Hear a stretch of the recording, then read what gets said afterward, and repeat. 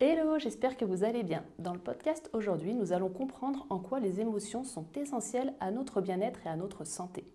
Si préserver votre bien-être et votre santé est votre priorité, vous trouverez le détail de mes accompagnements en description ou sur mon site www.steph-coaching.fr. Christophe Hague est docteur, professeur à M Lyon et auteur de plusieurs ouvrages, dont le dernier Le pouvoir de la surprise même mauvaise aux éditions Albin Michel.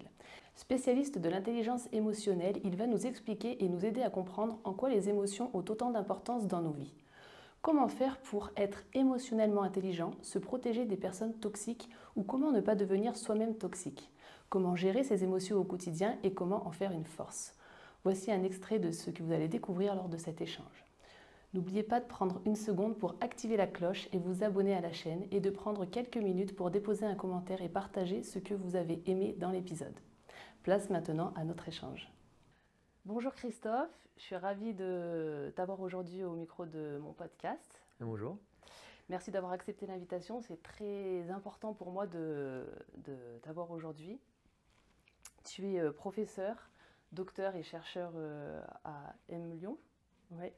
Et spécialisé dans l'intelligence émotionnelle. Est-ce que tout d'abord, pour rentrer dans le vif du sujet, tu peux nous expliquer ce qu'est l'intelligence émotionnelle et les émotions? Alors l'intelligence émotionnelle, c'est une forme d'intelligence. Il y a plusieurs formes d'intelligence. C'est comme si on avait dans le cerveau une grande armoire avec plusieurs tiroirs. Et chacun de ces tiroirs, c'est une forme d'intelligence. Et donc l'une des dernières qui a été découverte, qui est étudiée, qui est scrutée dans plein de laboratoires de neurosciences sociales dans le monde, de psycho, c'est l'intelligence émotionnelle. Donc en gros, c'est ta capacité à raisonner à partir des émotions. Les émotions, ce sont des informations. Et ces informations, ton cerveau peut les traiter intelligemment, peut comprendre leurs causes, leurs bénéfices, qu'est-ce que ça fait de ressentir à un instant T de la colère, de la peur, de la sérénité, de l'enthousiasme. Et une fois qu'il a fait microprocesser cette analyse, mais en quelques millièmes de seconde, c'est très rapide, il va décider de garder ou pas cette émotion, de la prolonger, de l'intensifier ou diminuer son intensité, peut-être même de l'écourter, pour que tu produises derrière un comportement qui te permette de t'adapter à la situation. Donc tout ça pour dire que l'intelligence émotionnelle, c'est vraiment une espèce d'intelligence darwinienne qui nous permet à nous, êtres humains, de nous adapter à des situations qui sont quelquefois critiques, complexes, qui nous remuent dans plusieurs sens et où on devrait mobiliser davantage cette intelligence pour retomber sur ses deux pattes. Et moi, je la compare souvent, cette intelligence, à Waze. Tu sais, ce GPS-là qu'on a tous dans la voiture et qui est plutôt fiable. Et comme Waze, en fait, notre cerveau, il se nourrit de données terrain. Et l'émotion, il n'y a pas plus terrain, il n'y a pas plus concret, il n'y a pas plus empirique que ça. Parce que l'émotion, quand elle se signale à nous, c'est qu'elle est en train de te dire « tiens, il se passe un truc dans ton environnement qui peut avoir un impact direct sur ton niveau de bien-être, sur ta santé physique, psychique, sur la qualité de la relation que tu vas avoir avec les autres. Et donc, tiens compte en fait de cette information-là. Et cette donnée entrante, tu vois, Waze, comment ça se fait? Normalement, tu vas d'un point A à un point B. Tu as un moment des utilisateurs qui vont dire, tiens, là, il y a un animal mort, ou tiens, là, il y a des travaux, il y a quelque chose qui se passe. Et l'algorithme de Waze va te faire emprunter un nouveau chemin pour accéder à B. L'intelligence émotionnelle, c'est la même chose. Avec ces données entrantes, tu as un objectif dans la vie, à dire, toi, tu pensais que c'était de la ligne droite ou tu pensais qu'il fallait emprunter ce chemin pour y accéder, peut-être que non. Peut-être qu'il faut suivre un autre chemin pour finalement réaliser ton objectif. En fait, souvent, quand on parle d'émotions, ça fait un peu bisounours ou gens faibles. Ça arrive souvent qu'on entende ce genre de choses. Et en fait, là, ce qu'on entend, c'est que c'est totalement humain et même scientifique. Ah ouais, aujourd'hui, on est capable de tracer le parcours d'une émotion dans le cerveau et de retracer ça sur des écrans d'ordinateur en direct live, en fait. Donc, il y a des outils sophistiqués, il y a l'imagerie médicale, etc., qui te permettent vraiment de comprendre comment ça fonctionne, en fait. Quand tu raisonnes à partir d'une émotion, on sait quelles sont les zones cérébrales qui vont à un moment être activées et qui vont te permettre de produire ce fameux comportement, ce choix, cette décision qui va être utile. Et c'est vrai que on est dans le pays de Descartes. Alors même si Descartes n'était pas si flagrant que ça, qu'il était un opposant aux émotions, N'empêche qu'on est dans un pays où effectivement on a un rapport aux émotions qui est un peu chaotique. On les met souvent de côté parce qu'on pense que c'est un facteur biaisant. On pense que ressentir des émotions, ça va finalement créer du brouillard dans ton esprit. Ça va te dérouter totalement de la vérité ou de la réalité. D'ailleurs, le simple fait même de ressentir des émotions, effectivement, peut être perçu comme un acte de faiblesse. Dans une époque en plus où on est très sur l'apparence psychique, physique, il faut se montrer fort, il faut toujours être de bonne humeur, bonne mine, machin, tout ça. Donc à un moment, quand tu as des émotions déplaisantes qui te traversent, effectivement, face à ce dictat de voilà ce que tu dois représenter aux yeux des gens, eh bien, on met un peu tout ça de côté et là, on se met en danger. Parce que quand tu refoules trop fort tes émotions, à un moment, ces émotions, elles veulent se remanifester à toi et souvent, ça se fait de manière violente. Je vais te donner un exemple. Il y a quelques temps, j'avais rencontré un gars qui était le numéro 2 d'un très grand cabinet de conseil dans le monde. Et il m'avait invité dans un palace parisien à déjeuner avec lui. Et c'était à l'occasion de la sortie d'un bouquin. Et donc, moi, j'ai accepté cette invitation et je pensais qu'on allait parler intelligence émotionnelle, émotion. Sauf que d'entrée de jeu, le gars, il s'est mis à avoir une posture hyper offensive. Donc, oui, mais les émotions, justement, c'est biaisant, c'est faible, je ne vois pas à quoi ça sert, voilà, ça nous déroute, etc. Et donc je me suis dit, tiens, après le dîner de con, là tu as le déjeuner de con, moi je tenais le rôle principal, hein, mais j'ai pas d'ego surdimensionné, et je me suis dit, bon allez, on va changer de sujet, on va passer un moment agréable et on va passer à autre chose. Sauf qu'au milieu du repas, le gars, il dit, attends, je voudrais revenir sur un point, tout ce que je t'ai dit avant sur les émotions, en fait je le pense pas vraiment. En réalité, je t'ai invité parce que j'ai des gros problèmes avec ça. Donc le gars avait à peu près la cinquantaine. Et il me dit, l'autre jour, j'étais au volant de ma bagnole sur une portion d'autoroute allemande en illimité. Et il me dit, là, j'avais qu'une envie, c'était de me foutre en l'air contre une rambarde. Il me dit, ok, il se met à pleurer. Et là, il commence à ouvrir le robinet de la confidence. Et il m'explique que, c'est compliqué, son rapport aux émotions. Qu'il est issu d'une famille où on n'écoutait pas les émotions. Il n'avait pas accès à un dictionnaire affectif hyper intéressant. Il occupait un poste où finalement il ne fallait pas trop montrer ses émotions, en tout cas c'est ce qu'il pensait. Il était marié à quelqu'un qui avait 20 ans de moins que lui et ils n'avaient rien à se dire. Ses enfants étaient finalement, il n'y avait plus vraiment de relation avec eux. Il a perdu le lien affectif avec eux. Il taxait juste la CB le jeudi soir pour aller se payer des magnums de champagne dans le 16e arrondissement. Et enfin, il pratiquait des sports, tennis, golf, marathon, des sports individuels qu'il déteste en fait, mais il le faisait pour coller à sa catégorie socio-professionnelle, alors que lui, ce qu'il aime, c'est le rugby. Bon bref, ce gars-là était toute sa vie en dissonance émotionnelle. Il a passé 50 ans de sa vie à rouler psychiquement sur une autoroute qui n'était pas faite pour lui en fait. Son autoroute émotionnelle, celle qui comprend ses besoins émotionnels, ses intentions, elle est parallèle et elle est en plus dans l'autre sens. Donc lui, il était totalement déréglé d'un point de vue émotionnel et là, il était à 2 doigts du burn-out. Il était vraiment à 2 doigts de basculer. Et pourquoi je te dis que l'émotion, à un moment, quand tu ne l'écoutes pas, elle vient te secouer fort? Parce qu'elle a un message fort. Tu as des émotions qu'on appelle des émotions élémentaires qui sont là pour te dire, attends, il y a un truc que tu dois modifier dans ta vie. Et comment elle se manifeste, l'émotion, c'est une image, mais généralement elle vient un peu gratter comme ça à ta porte et on est nombreux à pas ouvrir la porte. Qu'est-ce qu'elle fait cette émotion élémentaire? Parce qu'elle a vraiment un message fort pour toi, important. C'est une espèce de colissimo psychique, contre-signature, machin.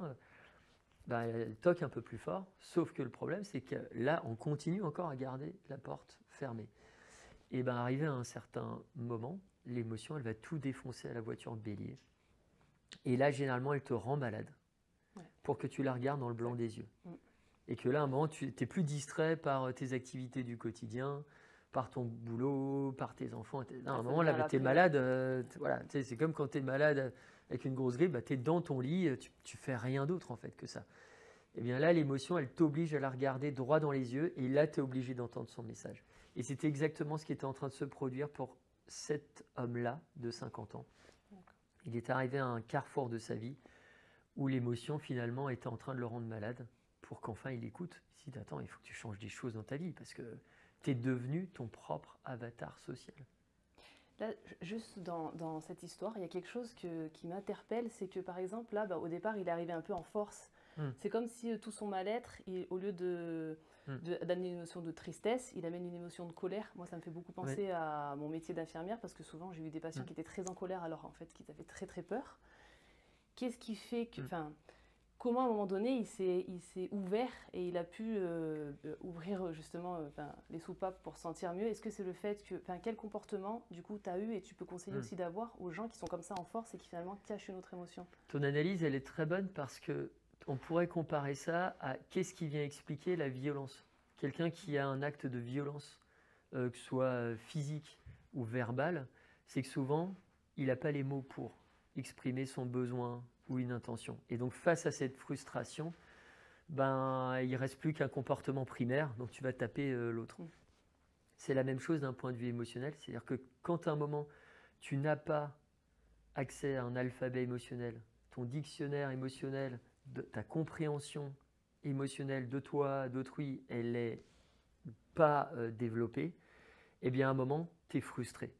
Et donc derrière, qu'est-ce que tu fais? Effectivement, quand on vient de parler de ces sujets-là, tu es dans l'agression. Donc il était dans une forme d'agression, effectivement, il était tout sur la défensive, prêt à en découdre, prêt limite à diminuer ou à la portée de ce que moi je peux dire là-dessus, parce qu'effectivement, c'est quelque chose qui vient le toucher dans sa frustration en fait. Il ne dispose pas, il y a des carences en fait chez lui par rapport à sa compréhension des émotions, du monde des émotions. Et donc derrière, il ne peut avoir que ce type de réaction. Moi, ce que je conseille dans ces cas-là, il y a quelque chose qui fonctionne très bien, mais c'est en phase avec qui je suis, parce que je suis comme ça, c'est je crois la douceur et la gentillesse. C'est-à-dire que c'est pas parce qu'à un moment, il y a un gars qui m'invite et qui d'un coup, comme ça, commence à être... et je le vois tout de suite, moi je vois qu'il est mal à l'aise par rapport à ça, parce qu'il a des problèmes à régler. Mais si tu veux, plutôt que de rentrer dans une démonstration par A plus B, une espèce de plaidoyer pro-domo, de résultats de recherche, etc., à un moment, je le laisse parler. Donc je suis plutôt dans une posture d'aïkido. Ouais. Tu vois, donc tu accompagnes le mouvement de l'autre. Ok, explique-moi pourquoi tu dis ça, ceci, cela, etc. Sans moi tout de suite être dans le contrepoint. Et quand tu fais ça, ça détend l'autre.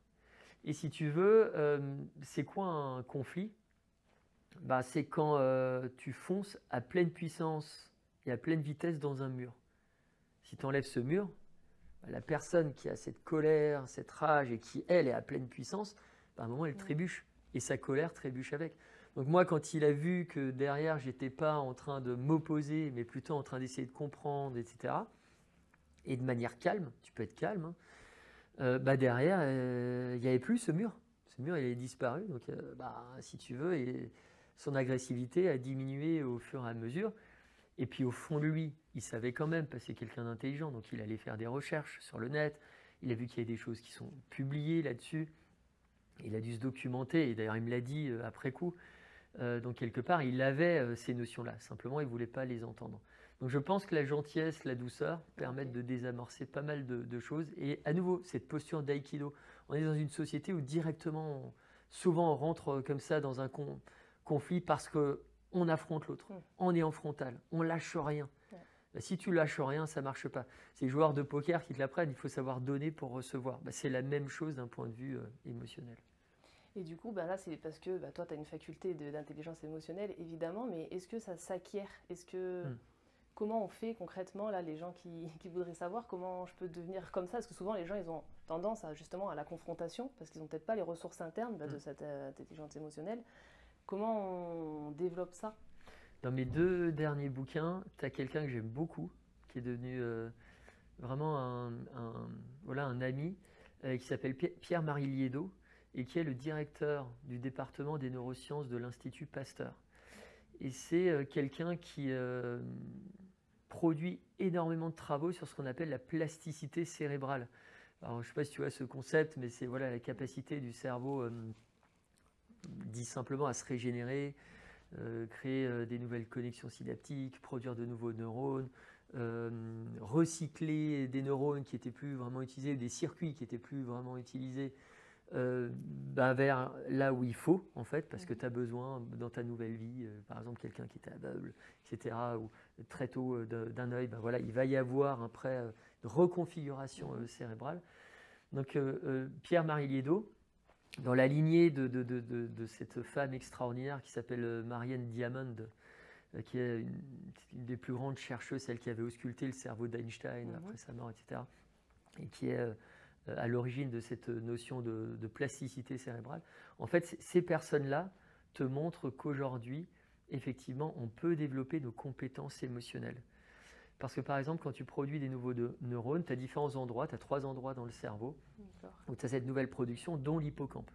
Et il se trouve que l'hippocampe, c'est un siège essentiel dans les processus d'intelligence émotionnelle. C'est ce qui permet notamment de réguler en fait les émotions. Si là, tu as une construction neuronale qui est trop faible, derrière, tu es en proie à de l'angoisse, à des choses comme ça assez facilement. Donc on sait que là, tu as ici un terreau fertile à la production de nouveaux neurones. Et on sait qu'il n'y a pas d'âge en fait, en réalité. Oui, il y a des périodes critiques. Quand tu es enfant, alors ce qu'on appelle aussi des zones d'opportunité, c'est ce qui est un peu plus positif, à différents moments de ta vie, où effectivement, là c'est important à un moment de favoriser cette production. Mais globalement, toute ta vie, tu peux renforcer tes compétences émotionnelles. Et ça, c'est un message d'espoir extraordinaire parce que comparé par exemple à l'intelligence analytique ou comparé par exemple aux traits de personnalité qui sont plutôt figés au début du stade adulte ou pour l'intelligence analytique après tes études, on sait que pour l'intelligence émotionnelle, tu as cette malléabilité du cerveau, tu peux faire de la formation, alors des formations sérieuses là-dessus, tu peux lire, quand tu lis par exemple des romans de fiction ou quand tu lis des livres sur le sujet de l'intelligence émotionnelle, et bien là, tu as une classe de neurones qu'on appelle les neurones miroirs qui vont photographier finalement ce que tu apprends dans ces formations, ce que tu lis dans ces bouquins, et ça vient alimenter en fait ta connaissance et ça permet de développer tes compétences émotionnelles. Donc oui, on peut bosser sur l'intelligence émotionnelle et c'est un vrai message d'espoir. Ok, ça fait du bien de l'entendre. Est-ce que tout le monde peut développer, enfin là j'entends que oui, mais est-ce qu'il y a des personnes qui développeront jamais, comme par exemple on parle souvent des gens toxiques, ou je t'ai déjà entendu parler d'enflures toxiques, ces gens-là, il faut prendre conscience pour changer? Le fait qu'ils n'y arrivent pas, c'est qu'ils n'aient pas pris conscience, ou c'est que... Pour changer, il faut que déjà tu aies une intention. Voilà. C'est-à-dire que c'est à eux de mettre le pied dans la porte.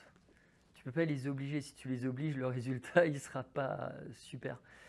En revanche, moi j'ai déjà vu des personnes effectivement que je qualifie d'enflures toxiques.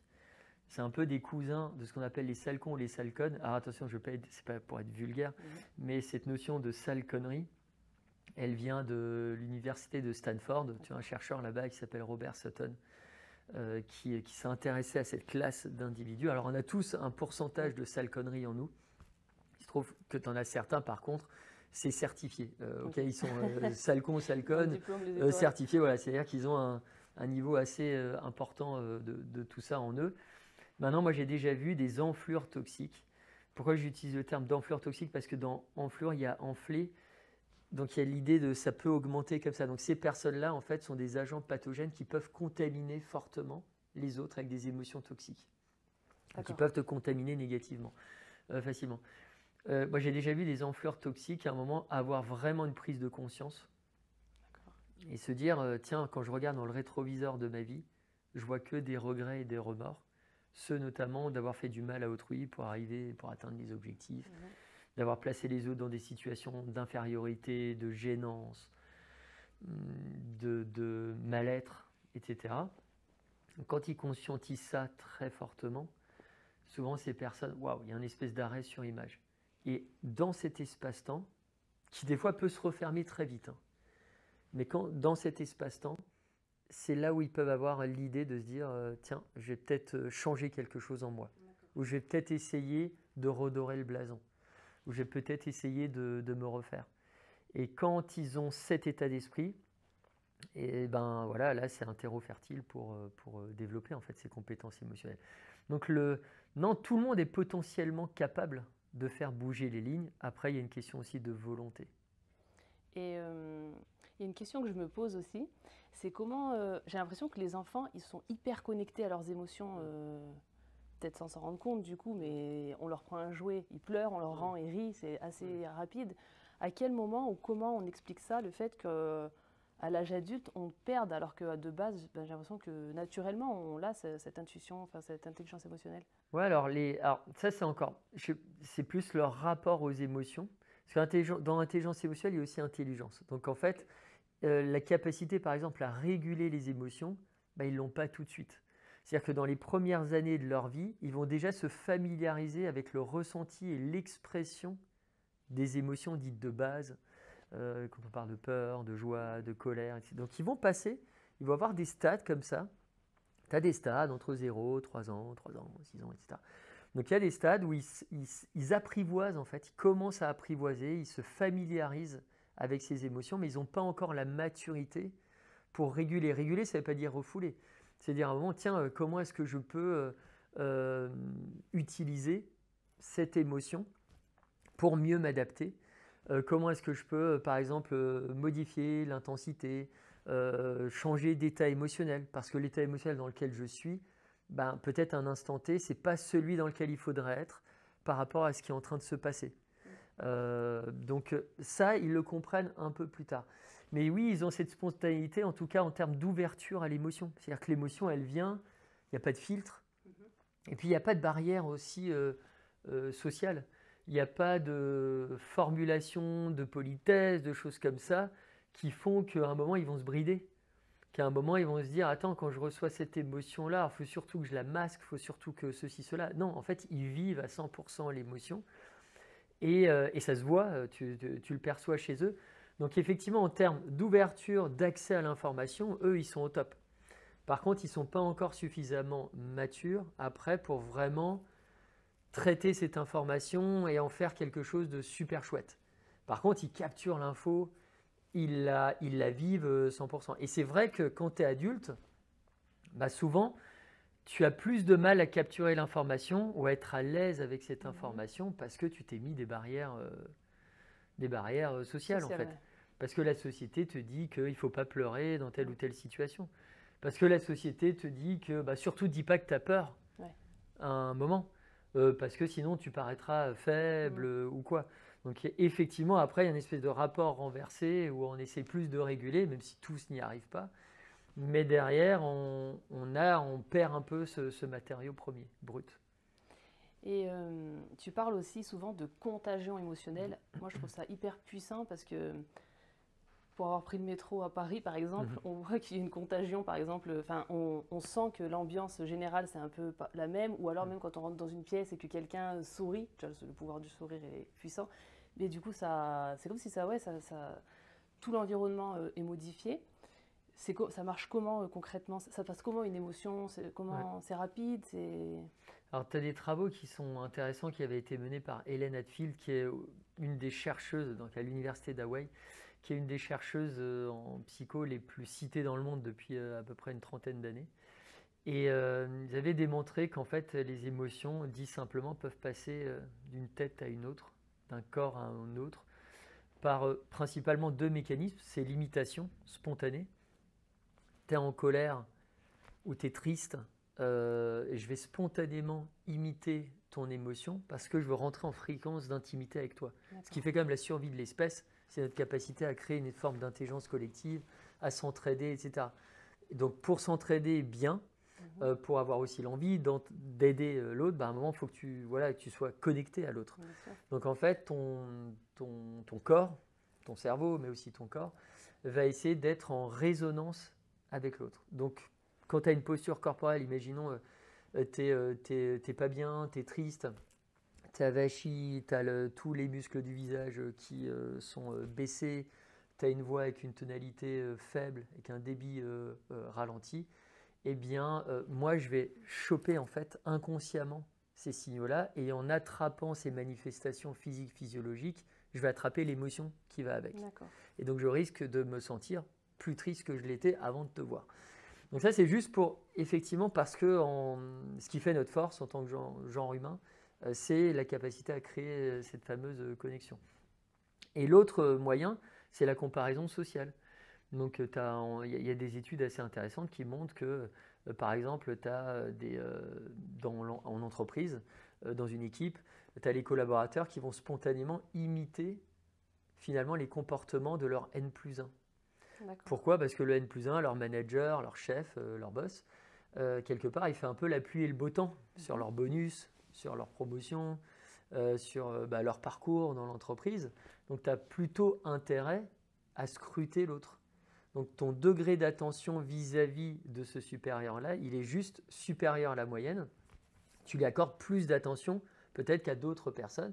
Et en faisant ça, tous les voyants sont ouverts, tous les warnings, voilà, tu es vraiment en mode vigilance par rapport à ce qu'il dit, ce qu'il fait, à ses postures corporelles, aux mots qu'il choisit.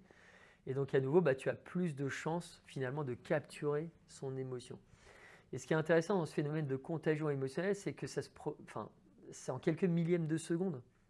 Il suffit de 21 millièmes de seconde. Il n'y a même pas un mot qui est changé, quoi. Ah oui, c'est vraiment, tu as tout de suite, voilà, tu as le physique, tu as peut-être le début, une bribe de syllabes qui est énoncée. Et là, ton cerveau, il capte déjà en fait l'émotion d'autrui. Et 21 millièmes de seconde, c'est super rapide. C'est 10 fois moins de temps qu'il fallait par exemple à Mohamed Ali pour repérer un signal lumineux et réagir à ce signal lumineux par un uppercut. Donc ça va très vite. Et donc là, il y a un vrai questionnement à avoir, on doit tous avoir à mon avis ce questionnement, c'est une fois que tu sais que tu peux contaminer les autres, en bien ou en mal, en positif ou en négatif, avec des émotions bénéfiques ou des émotions toxiques. Là, il y a un questionnement qu'on devrait tous avoir, c'est quelle est ton empreinte émotionnelle? On parle beaucoup de l'empreinte carbone, les petits oiseaux, le CO2, c'est important, mais dans ce grand volet d'écologie, il y a aussi l'écologie humaniste. Quel type de producteur d'émotions, d'émetteur ou d'émettrice d'émotions tu es? Est-ce que tu es un pollueur psychique, comme il y a des gens qui balancent des bouteilles de plastique à la mer, il y a des gens qui balancent des comportements, des phrasés qui sont toxiques, qui sont polluants en fait pour les autres. Est-ce que tu es dans ce registre-là ou est-ce que tu veux plutôt être dans un registre bénéfique où les émotions que tu produis vont atteindre l'autre et vont l'aider finalement dans une phase difficile de sa vie, vont l'aider peut-être à trouver une idée, à trouver un chemin, à se redresser, à être plus résilient, etc. Choisis ton camp en réalité. Et il se trouve que les individus émotionnellement intelligents soignent tout particulièrement leur empreinte émotionnelle. Parce qu'ils ne veulent pas se retrouver aussi dans une posture, comme je te disais précédemment, à 50 ans, à regarder dans le rétroviseur de leur vie et de se dire « tiens, j'ai fait que de la crasse ». Et ça, derrière, à nouveau, tu te mets en danger physique. Et pour savoir, ça on ne l'a pas dit, mais je réponds à une question que tu ne m'as pas posée, mais pour savoir si tu es dans ce registre de l'intelligence émotionnelle ou pas, aujourd'hui, ça se mesure. On peut mesurer ton quotient émotionnel, comme on peut mesurer ton quotient intellectuel. Et le quotient émotionnel, donc c'est la mesure métrique de l'intelligence émotionnelle. Et on a produit des outils avec mes équipes qu'on a validés scientifiquement, donc publiés dans des revues académiques en psychologie, pour montrer que quand tu fais ces tests-là, effectivement, c'est fiable. C'est-à-dire qu'il y a plusieurs dimensions, il y a 7 sous-dimensions de l'intelligence émotionnelle. Eh bien, tu peux avoir un profil émotionnel de toi-même quand tu as passé ces tests. Et c'est des tests dits de performance. Donc, tu as des logiques émotionnelles, soit tu les connais, soit tu les maîtrises, soit tu les connais pas. C'est difficile de tricher en fait à ces tests-là.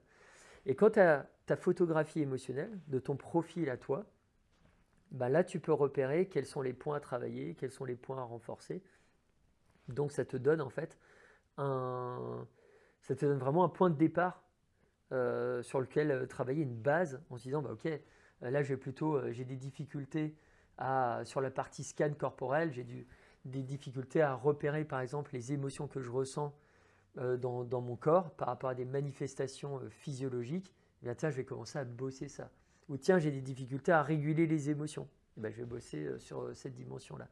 Donc, c'est important. Et ces 2 tests-là, tu en as un pour le monde professionnel qui s'appelle QE Pro et un pour tout le monde, qui s'appelle le QEG, G comme généraliste. Super. En fait, ouais, ça donne. Ce qu'il y a, c'est que quand on parle du QI, et c'est vrai qu'on en parle assez beaucoup, même avec les enfants maintenant, on a l'impression qu'une fois qu'on a notre résultat, on peut rien faire. C'est soit on l'a, soit on l'a pas. Alors que là, en fait, ça se travaille. C'est ça qui donne beaucoup d'espoir, en fait. Oui, il y a une vraie malléabilité, c'est vraiment cette notion de plasticité cérébrale. Il faut se dire que le cerveau humain, il est un peu comme l'univers, tu peux le tendre et le détendre. C'est un peu comme un accordéon. Donc derrière, effectivement, quand tu suis certaines formations, à nouveau sérieuses sur le sujet, eh bien derrière, tu peux développer tes compétences émotionnelles. Il y a, pour faire un petit parallèle, il y a des découvertes assez extraordinaires qui te montrent par exemple que si tu suis 8 heures de formation en pleine conscience, formation à nouveau sérieuse, eh bien ça peut venir modifier l'expression de certains gènes. Donc on est à ce niveau-là de mesure. Donc effectivement, il ne suffit pas, quand on parle de plasticité, si tu remontes quelques années à l'époque, en arrière, on te disait, bah non, y compris des neuroscientifiques, bah non, ça n'existe pas. Ou alors, il y a encore une dizaine d'années, on disait, ah ouais, ça va prendre des années, des années, des années pour qu'il y ait voilà, reconfiguration synaptique ou alors production de nouveaux neurones. Alors qu'aujourd'hui, on sait effectivement que peut se produire, cette plasticité, elle peut se produire dans des temps plus courts aussi. Donc là, il y a un vrai message d'espoir aussi là-dessus. Pour les personnes qui sont sensibles, même hypersensibles, les émotions, des fois, elles sont tellement fortes qu'elles sont difficilement gérables. Moi, je le vois quand j'accompagne des gens sur l'alimentation émotionnelle. Du coup, il y a des comportements qui peuvent être même de l'addiction, qui sont liés au fait que l'émotion, elle est pas gérable, et c'est même peut-être de manière inconsciente. Ça se travaille. C'est dans ce quotient émotionnel, on peut travailler ça. Alors voilà, alors faut pas confondre hypersensibilité et intelligence émotionnelle, mais c'est vrai que les hypersensibles, ils ont un pouvoir extraordinaire qu'ils ne contrôlent pas, souvent. Et je vais utiliser cette image, un hypersensible, c'est un peu comme une éponge que tu mets dans un seau d'eau. Et à un moment, cette éponge, elle va pouvoir capturer plein de choses. Donc il y a un pouvoir d'absorption qui est quand même super grand. Sauf qu'à un moment, elle a ses limites, l'éponge. Donc tu arrives à une absorption max, à une saturation. Et si tu laisses cette éponge plonger dans ce seau d'eau, à un moment, elle se met à se déliter, en fait, tout simplement. Donc là, tu te mets en danger d'un point de vue physique, d'un point de vue santé, voilà, physique, psychique. Le truc qu'il faudrait faire lorsqu'on est hypersensible, c'est apprendre à s'auto-essorer. Pour pouvoir, après, finalement, être plongé dans d'autres seaux. Chaque seau, c'est une nouvelle situation dans ta vie.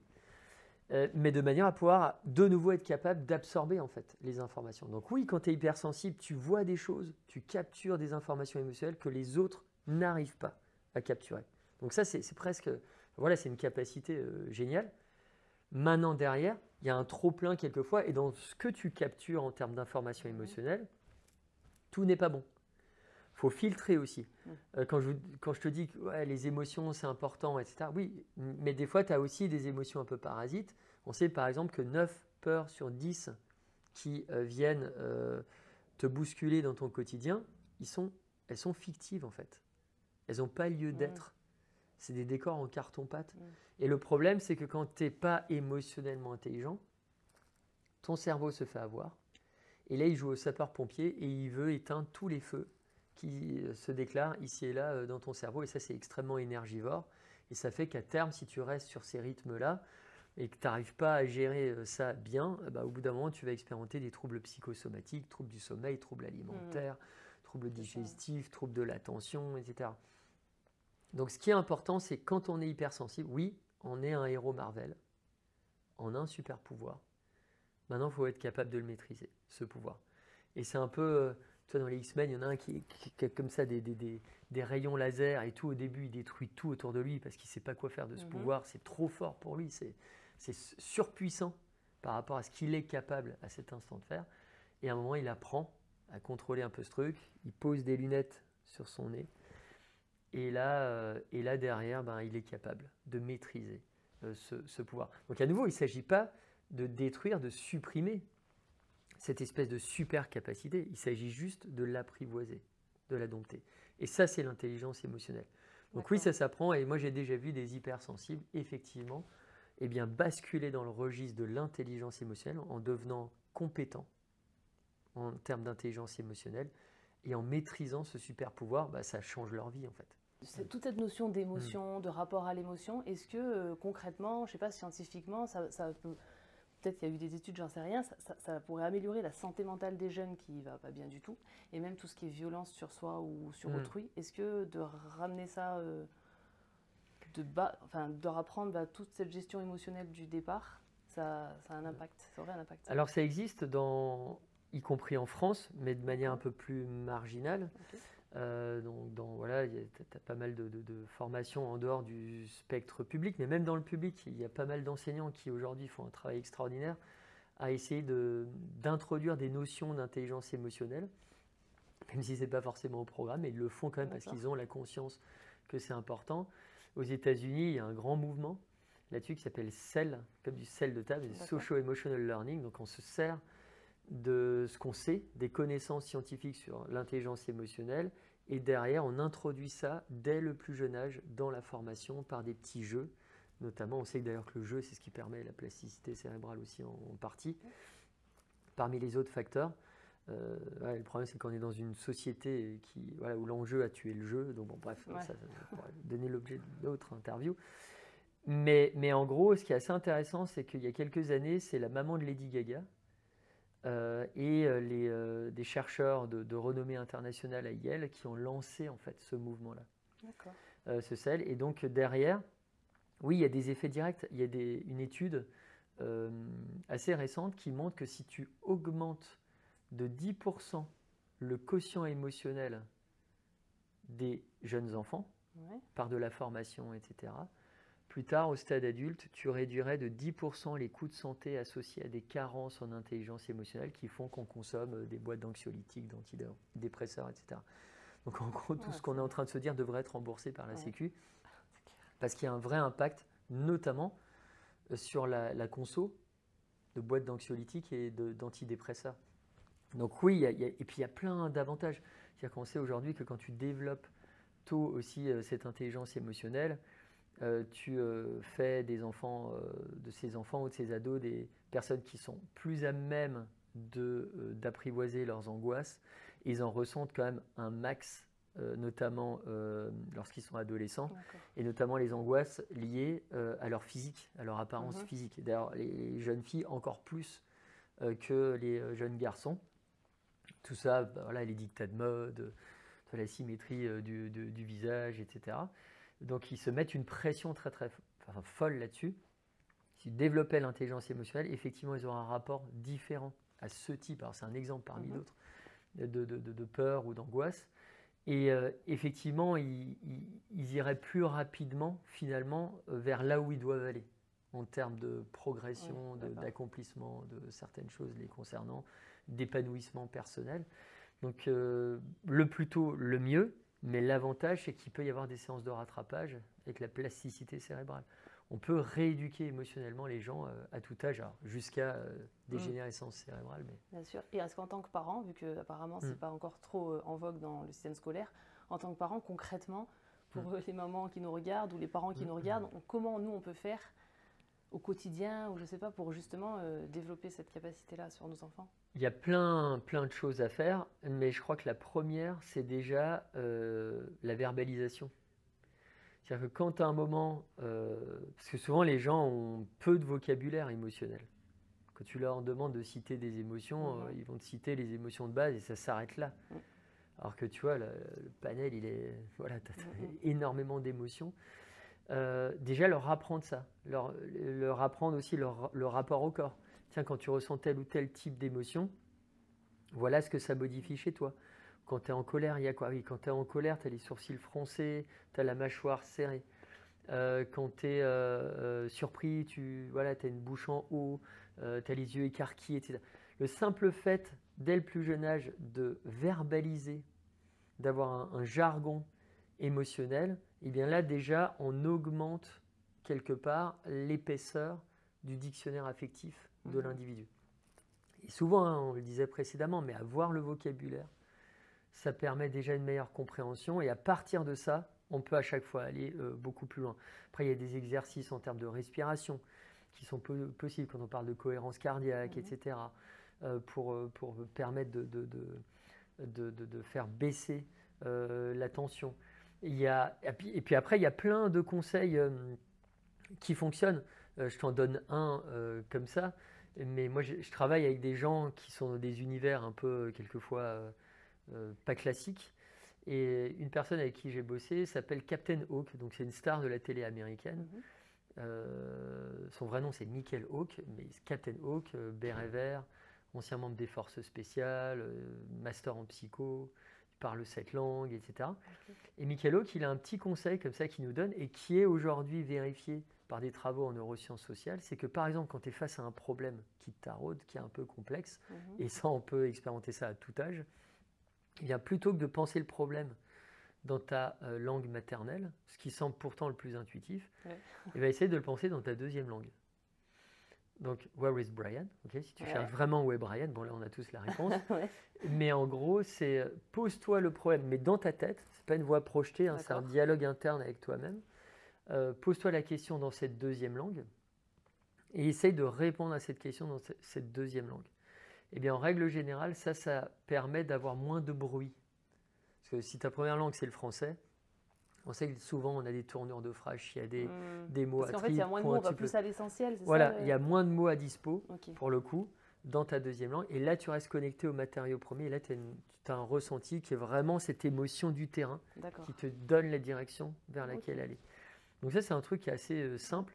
Il y a un copain qui a aussi créé des jeux de cartes, Emoticartes, où les parents peuvent jouer avec les enfants. Donc c'est aussi une toute première étape qui permet de familiariser par exemple l'enfant avec un vocabulaire, etc. Donc il y a plein de choses qui existent. Donc voilà, l'idée c'est à chaque fois de faire découvrir un peu plus à son enfant et surtout qu'il verbalise. C'est-à-dire que quand il y a une situation avec beaucoup d'émotions ressenties et où derrière il se retrouve dans une impasse, c'est trop pour lui, verbalise la chose. Exprime d'ailleurs tes sensations en premier.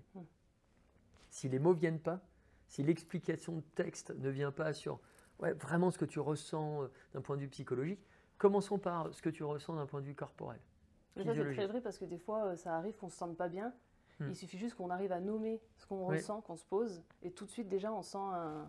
Bien sûr, j'ai une pointe au ventre. Voilà. Ou tiens, c'est bizarre, j'ai l'extrémité là, des doigts, c'est glacé en fait. Ou tiens, d'un coup, là, j'ai une chaleur qui m'envahit au niveau de l'abdomen et tout. Bref, quand tu vas dans ce registre-là, ça permet peu à peu finalement de se détendre. À nouveau, ce qui fait peur, ce qui angoisse, c'est l'inconnu pour la plupart des individus. Donc en gros, quand tu arrives un petit peu plus à rétrécir cette zone d'incertitude, à mettre des mots, des sensations, etc. sur ce que tu ressens, tu as moins peur. Bien sûr. Et du coup, quand on est plus connecté à ses émotions, à ses émotions, on peut découvrir d'autres émotions qui sont un peu moins connues. Et c'est là que je vais arriver sur le dernier livre que tu as écrit, qui est Le pouvoir de la surprise, même mauvaise, chez Albin Michel. Alors, c'est une émotion, effectivement, qu'on n'a pas l'habitude d'entendre, parce qu'on parle souvent de la joie, la peur, la colère. Mais la surprise, c'est quand même une émotion dont on ne parle pas toujours, qui ne vient pas au premier plan, et pourtant, elle est essentielle.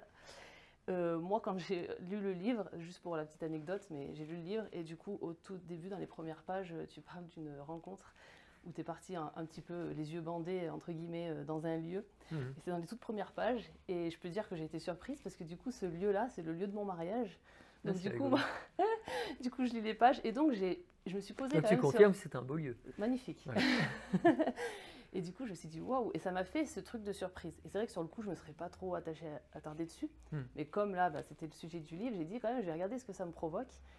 Et tout de suite, ça m'a provoqué, comme là, ça m'a provoqué un sourire.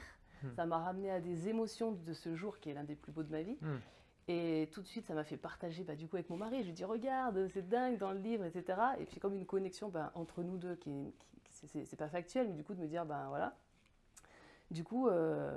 ça, c'était pour la petite anecdote sur la surprise. Et petite chose, parce que quand tu as partagé cette anecdote avec ton mari, ce qui est intéressant, c'est parce que lui-même a dû être peut-être surpris qu'on parle de ce lieu dans un bouquin et tout. Quand tu as deux bouches en haut, 4 yeux écarquillés qui se font face, et bien là, ça renvoie à quelque chose de primaire, notamment dans un couple. Et c'est comme si tu rentrais en fréquence d'intimité avec l'autre. Il y a une forme de nudité psychique. Et là, en fait, les deux partenaires se parlent librement. Donc c'est pour ça que moi je milite pour réinstiller de la surprise dans le couple. Et ce qui est d'ailleurs assez étonnant parce que j'avais fait un sondage auprès de Français et de Françaises et tu as quand même 42% des sondés qui te disent oui mais la surprise ça sert à rien dans la dynamique du couple. Alors moi je me dis tiens ok.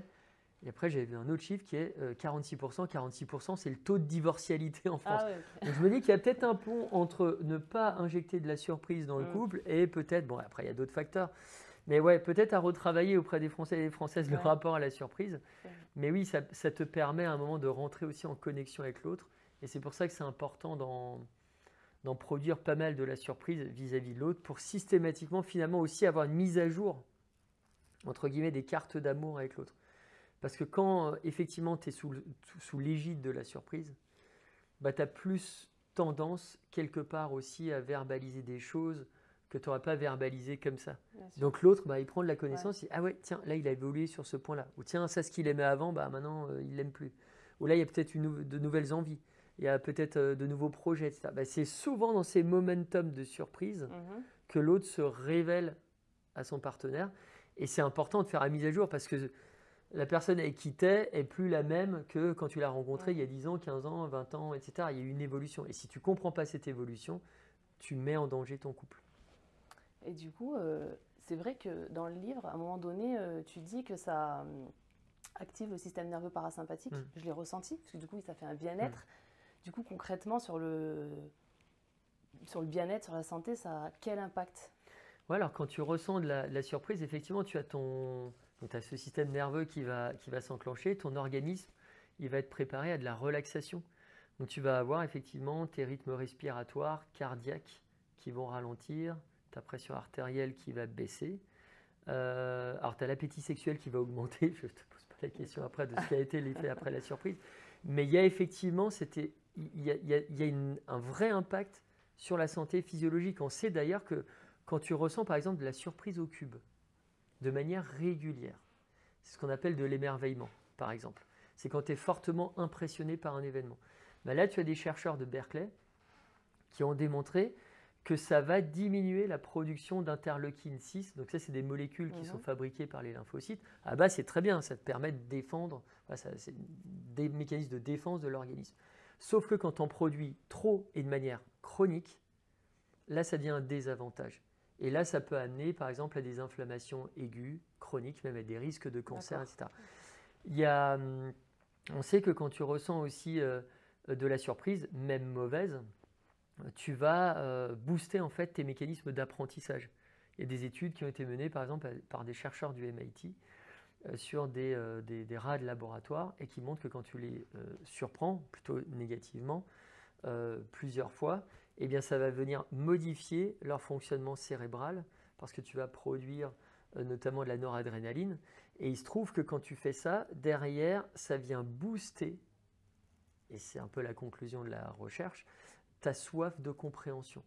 Donc tu vas vraiment être dans développer une curiosité comme ça qui va te permettre justement de capturer plein d'infos. Parce que la surprise, ce qui est intéressant, c'est que quand elle s'invite en toi, elle ne vient pas seule. Ce n'est pas une émotion célibataire. Elle vient souvent accompagnée d'autres émotions qui vont te permettre d'affiner l'analyse de la situation. À nouveau, une émotion, elle rend compte, c'est un panneau signalétique, c'est une information de ce qui se passe. Si elles viennent à plusieurs et qu'en plus elles sont plutôt bien guidées, eh bien derrière, elles vont te permettre d'affiner le grain, d'encore mieux comprendre ce qui est en train de se produire. Et c'est pour ça que la surprise, elle te permet à un moment un apprentissage éclair, flash et précis de ce qui est en train de se produire. Et ton analyse, souvent, elle vise juste quoi. D'accord. Donc ramener de la surprise dans un monde où on veut tout contrôler, où on veut un peu pas trop laisser la place à la surprise. Ouais, c'est ça, parce que la surprise, en fait, elle permet la catharsis, elle permet la renaissance. Je cite dans le livre un dialogue qui m'avait marqué, c'est Diaghilev, fameux impresario de ballet russe à l'époque, et qui était un peu suivi par Cocteau, qui n'était pas encore le Cocteau qu'on connaissait, mais qui était un jeune loup et qui voulait se faire un réseau dans le milieu artistique. Donc il collait un peu au basque de Diaghilev, et place de la Concorde. À un moment, il était juste à côté. Et Diaghilev, pour se débarrasser un peu de Cocteau qui était trop envahissant, lui dit « Jean, étonne-moi ». Donc en gros, va faire un tour dans la verte prairie et essaye de me surprendre. Et Cocteau écrira plus tard « De cette minute, je décidais de mourir et de revivre ». Donc la surprise, en fait, elle te permet ça systématiquement de te renouveler. Et on sait que bah ouais, tout souffle s'essouffle.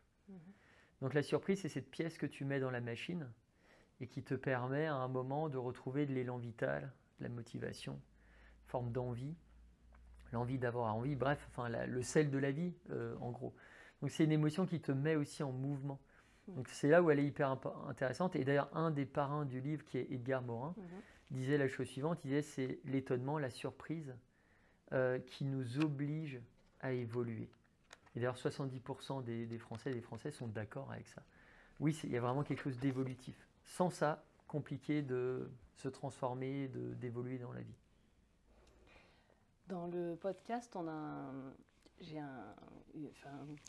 une habitude, c'est de distribuer un petit médicament à mes invités. Donc c'est ça que tu préparais, je ne comprenais pas ce que tu étais en train de préparer. Qu'est-ce qu'elle fait? Son pilulier, en fait, c'est des faux médicaments, bien sûr, et c'est sans effets indésirables, c'est des messages à l'intérieur, et en fonction du message sur lequel, voilà, si ça te parle, si ça ne te parle pas, c'est des gélules à ouvrir. Donc là, j'ouvre une des pilules. Il faut la choisir déjà, c'est très intuitif, parce que du coup, je pense que chaque pilule ne tombe pas par hasard sur mon invité à chaque fois. Alors j'ai deux couleurs préférées, c'est le vert et le bleu. Je vais ouvrir la bleue. Je mets les autres là. Bien sûr, bien sûr. Donc tu vois, je suis mon intuition. Ouais, j'ai l'impression d'être dans le Koh-Lanta, tu sais, quand tu découvres un message. Aux artisanales. Alors, les mots, MOTS, manquent aux émotions. Et oui, bah, c'est ce qu'on disait précédemment. C'est-à-dire quand tu n'as pas le vocabulaire, quelquefois tu peux être prisonnier d'une émotion. Mais il suffit un moment, le vocabulaire c'est quelque chose qui peut s'acquérir facilement dans l'échange, dans la curiosité, etc.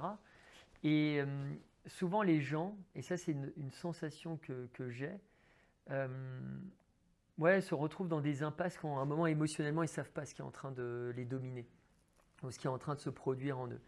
Et là il y a une petite comme ça pensée qui me vient. Dans le bouquin, j'ai un chapitre qui s'appelle Houdinize. Houdinize, en anglais, ça veut dire s'échapper, s'évader. C'est en rapport avec Harry Houdini, qui était un escapologue. C'est lui qui a créé l'escapologie, l'art dans la magie de s'évader, etc. Et il se trouve qu'à la fin du 19e, il lançait comme ça des défis un peu à tout le monde. Et il avait notamment lancé un défi à la police de Chicago en disant « Enfermez-moi dans une de vos cellules et vous verrez, en 30 minutes, je serai capable de sortir, de m'évader de tout ça. » Il a réussi, sauf qu'il l'a fait en 3 minutes, donc plus rapidement que prévu.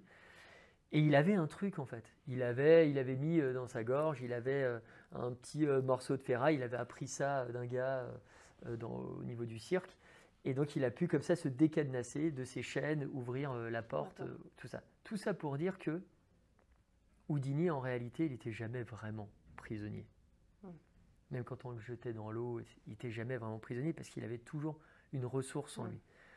Souvent, dans notre société, on se pense plus prisonnier qu'on ne l'est en réalité. Et tout ce que je dis sur l'intelligence émotionnelle, c'est que quand tu commences à travailler ces ressources-là, en réalité, tu es capable de t'extraire de plein de situations. Dans le bouquin, j'ai fait la rencontre d'un type qui s'appelle Damien Echols, qui a été condamné à la peine capitale aux États-Unis, à 18 ans de... Alors, il a passé 18 ans dans le couloir de la mort. À la base, il devait mourir, injection létale et tout. Mais il a été sauvé parce qu'il y a eu tout Hollywood qui l'a aidé, Peter Jackson, Johnny Depp, le groupe Metallica, etc. Et puis il y a eu un texte de loi qui a fait qu'en 2011, il a pu sortir. Il y a une leçon que Damien Echols il aime bien partager, en tout cas il l'a partagé dans ce livre. Il te dit que quand tu parviens à apprivoiser tes émotions, et lui il a pu s'entraîner pendant 18 ans dans une cellule où il faisait 2 pas, il allait d'un mur à l'autre, mais il a énormément lu de livres, notamment en psycho, de livres sur les émotions, donc il a développé, il a musclé, même si le cerveau n'est pas un muscle, son intelligence émotionnelle. Et Damien Echols, il t'apprend une chose, c'est que quand tu parviens à apprivoiser tes émotions, la crasse, le toxique l'insoutenable, ne te brise pas. D'accord. Et Damien Eccles, il est un peu comme le tardigrade. Tu vois, cette créature là, de moins d'1 millimètre là, qui est capable de résister à des températures très élevées, très basses, etc. Il est devenu, parce qu'il a musclé son jeu en termes de compétences émotionnelles, il est devenu extrémophile. C'est-à-dire qu'il est capable aujourd'hui, tu le places dans n'importe quelle situation critique, émotionnellement, il est capable de s'en tirer, parce qu'il sait qu'il a les ressources suffisantes pour rebondir. Il sait qu'il a les épaules psychiques suffisamment solides pour se relever en fait d'une déconvenue. J'aurais encore plein de questions à poser, mais on n'aura pas le temps d'en poser plus que ça, mais c'était vraiment hyper intéressant.